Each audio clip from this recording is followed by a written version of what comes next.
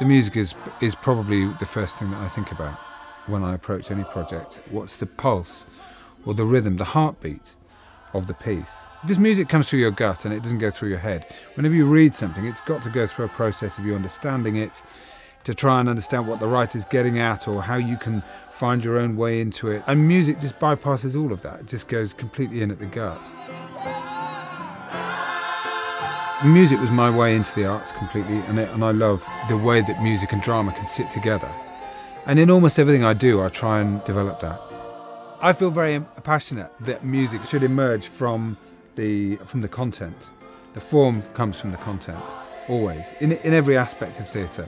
And what's gorgeous about Amen Corner is that it's got it absolutely built into the DNA of what the piece is about. It takes place in a storefront church. And the way that those congregations, those people, through all the pressure and oppression that they were living under, the way that they really expressed themselves was through music.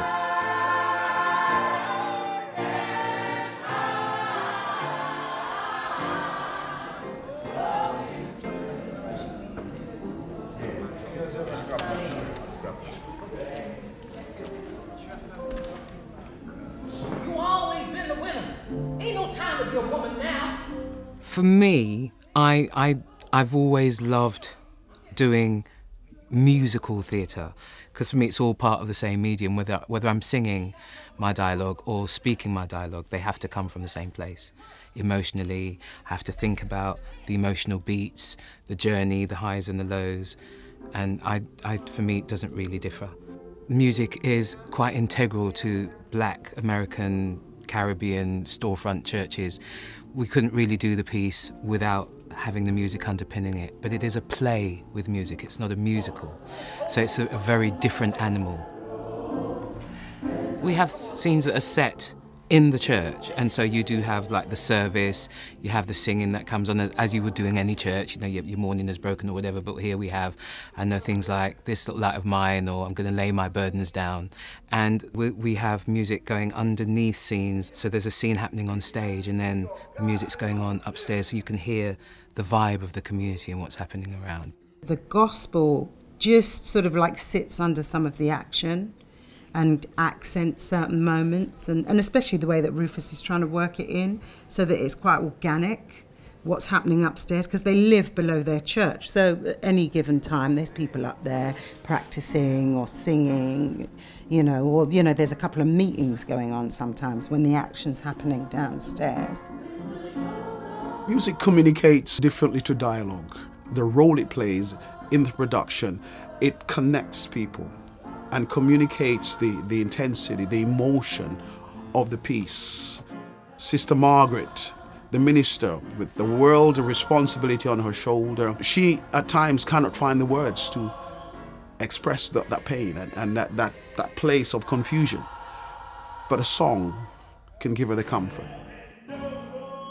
We've been having lots of discussions about how the only place where the oppressed minority, or in this case the black population of Harlem or wherever it was, that the only place where you could come and legally, morally release yourself was in the church. A standard high church service in the Anglican or Catholic faith, it's theatrical in a way because there's a lot of dressing up and ceremony and ritual about it, as there is in a lot of performance. But if you go to Pentecostal or Baptist churches where they're really going for it, that's theatrical in a totally other realm. In gospel churches, the music tends to run on through the service. The preacher will preach, but there will be music underpinning what he's preaching, and his or her, big moments will be like dramatised, the music.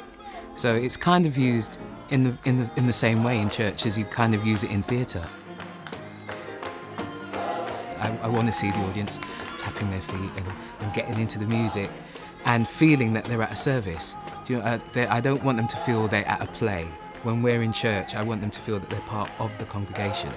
So hopefully that's what will happen, and they'll just be encompassed by everything. Sitting in the audience and hearing the dialogue with this beautiful sound underneath, people's emotions, I'm sure, will be touched, and the people will be moved by coming and watching the play.